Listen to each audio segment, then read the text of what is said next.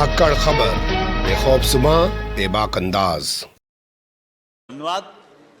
धन्यवाद माननीय प्रोफेसर मनोज कुमार झा जी।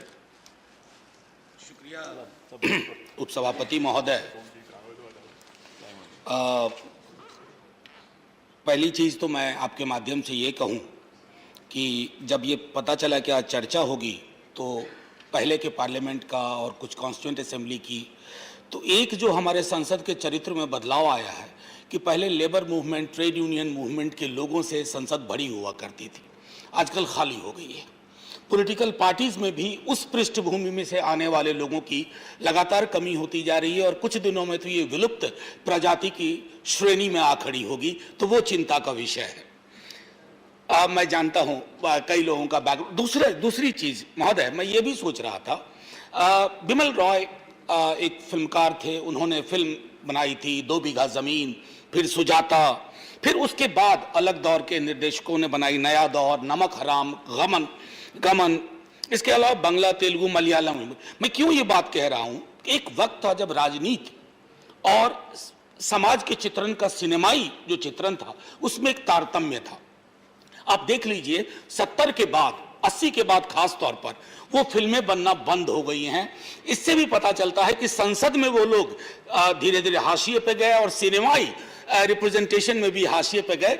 इसलिए लेबर एंड एम्प्लॉयमेंट मिनिस्ट्री का जब गठन हुआ होगा तो इसकी जो मंशा, इसका जो उद्देश्य रहा होगा, मैं जानता हूं कि कहीं ना कहीं इच्छा तो माननीय मंत्री जी भूपेंद्र जी की भी रही होगी ही कि उस मंशा से ही काम किया जाए। लेकिन कई दफा क्या होता है कि कई तरह की चीजें होती, मसलन कहते हैं ना, जिस समत की हवा है उसी समत चल पड़े, जब कुछ ना हो सका तो यही फैसला किया। तो इससे अब बचेंगे आप, मुझे उम्मीद है, क्योंकि मैं एक छोटा दृष्टांत दूंगा माननीय सभापति महोदय। हमारे बिहार के एक मुख्यमंत्री थे, बहुत दिन मुख्यमंत्री नहीं रहे, लेकिन उन्होंने क्रांतिकारी काम करने की कोशिश की थी, लैंड रिफॉर्म की। आज भी जब लैंड रिफॉर्म की बात होती है ना, तो वो बहुत कम दिन के लिए मुख्यमंत्री थे, उनका नाम शान से लिया जाता है। आप ऐसी कोशिश करें भूपेंद्र जी। श्रम और पूंजी के बीच में असंतुलन है, पूंजी के पक्ष के पैरोकार अनगिनत हैं, श्रम के लिए बोलने वाले कम हैं। खड़े होइए और श्रम के लिए बोलिए, यह आग्रह होगा मेरा।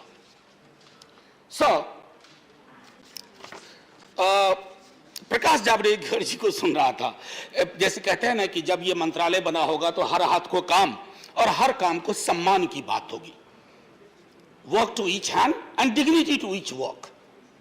प्रकाश जावड़ेकर जी को सुन रहा था, उनको सुनने के बाद कुछ और सुनने की हसरत ही नहीं बची। जॉब्स का जितना मनोवैज्ञानिक विश्लेषण उन्होंने किया, परिभाषा दी, तो मुझको लगा कि उनको मैं सिर्फ महज भूतपूर्व मंत्री नहीं मानता हूं, अभूतपूर्व मंत्री मानूंगा आज से। ये मैं कहना चाहता था ऑन रिकॉर्ड, क्योंकि उसके बाद तो देश में किसी को लगेगा ही नहीं कि वो बेरोजगार है।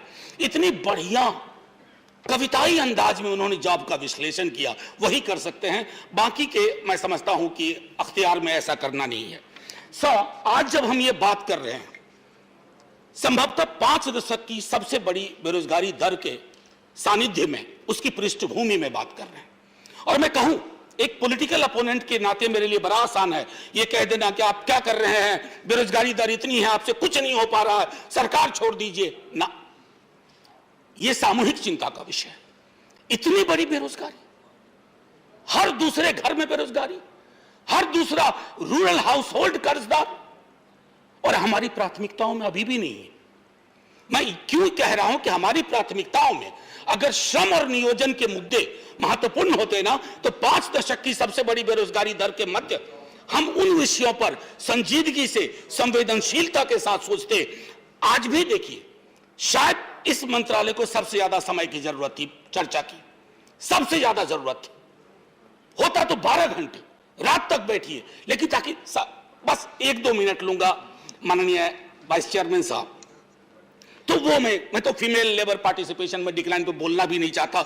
निजीकरण पर भी कई दफा बोल चुका हूं। निजीकरण आप सब विरोधी हुआ करते थे, आज बिला वजह नहीं है। इस तरफ से सारे लोगों ने बीएमएस को कोट किया, एटक को कोट नहीं किया, सीटू को कोट नहीं किया, इंटक को कोट नहीं किया।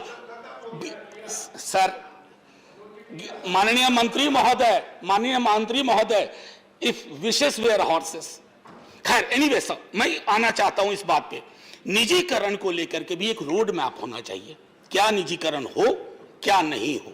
सार्वजनिक क्षेत्र के हर उपक्रम को अगर आप बेचने की तैयारी में लग जाएंगे, अगर एसेट को खत्म करने लगेंगे, तो वो जो हमारे प्रावधान है आर्टिकल 15 क्लॉज 4, आर्टिकल 16 क्लॉज 4, उनका क्या होगा भूपेंद्र जी? आप तो उसी पृष्ठभूमि से आते हैं। कहां आप कह पाएंगे किसी निजी नियोक्ता को कि साहब हमारे सामाजिक न्याय की अवधारणा को आप लागू करो? नहीं हो पाएगा। और तब फिर सब बैठ करके बाद में हम सब गमी में बैठेंगे कि ये क्या किया, सारी संपत्तियां हाथ से निकाल गई। पलायन आपके लिए ये भी एक बड़ा विषय माननीय मंत्री महोदय के लिए। सर बस 1-1.5 मिनट लूंगा, ज्यादा लूंगा ही नहीं। पलायन को लेकर के मैं वैसे राज्य से आता हूं जहां से माइग्रेशन होता है। सर आपको एक बात बताऊं, आपको ताज्जुब होगा, 1930-40 में जब कलकत्ता ज्यादा माइग्रेशन होता था तो हमारे यहां जो बिरहा गाया जाता था, कलकत्ता को साउथ की तरह देखा जाता था।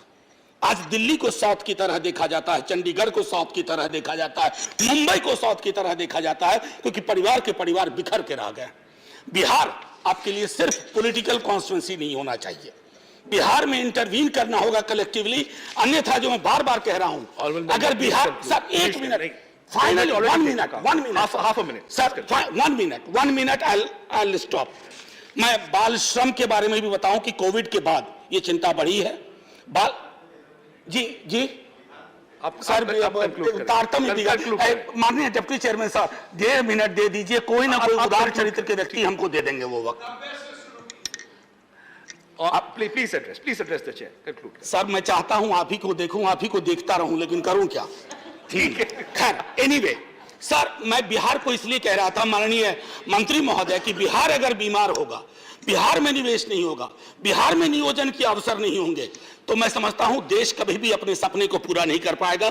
अभी हाल में बंधुआ मजदूर बवाना में इसी महीने में 73 पकड़े गए सर, क्योंकि कोविड के बाद बाल श्रम और बंधुआ मजदूरी का पूरा चरित्र खत्म हुआ। कॉन्ट्रैक्चुअल सिस्टम, मैं आपसे आग्रह करूंगा इसको खत्म करिए। मनरेगा में मैंडेज बढ़ाने का आग्रह मैं कई दफा कर चुका हूं। सर ये चीज रिकॉर्ड पे नहीं गई ना तो देश का नुकसान हो जाएगा। सर देश का नुकसान हो जाएगा, सुन लीजिए सर। 91-92 में वेज टू प्रॉफिट रेशियो 1.41 था, जो 0.32 है, उसके बारे में चिंता हमको बता दीजिएगा। Why the minimum wage for agriculture has not been revised so far? Increasing informality of employment, PLFS का मैं दे रहा हूं, any plan to check their vulnerability. The industrial relation 300 पर रिट्रेंच कर देगा, आपसे पूछेगा भी नहीं। ये क्या निजाम कर रहे हैं? वर्कर को निकाल दो, सारा अधिकार। फाइनली सर परमिशन, ये गिग और प्लेटफॉर्म इकोनॉमी, इसके बारे में क्या सोच है, उनके कंडीशन के बारे में। और सर लोगों ने आराम किया और छुट्टी पूरी की। यकुम मई को भी मजदूरों ने मजदूरी की। यकुम का मतलब होता है 1 मई को, जो मे डे के नाम से जाना चाहता है। Jai Hind sir, thank you. Honourable Shri HD Devegowda ji, not present. Shri Vinay Vishwam ji, माननीय विनय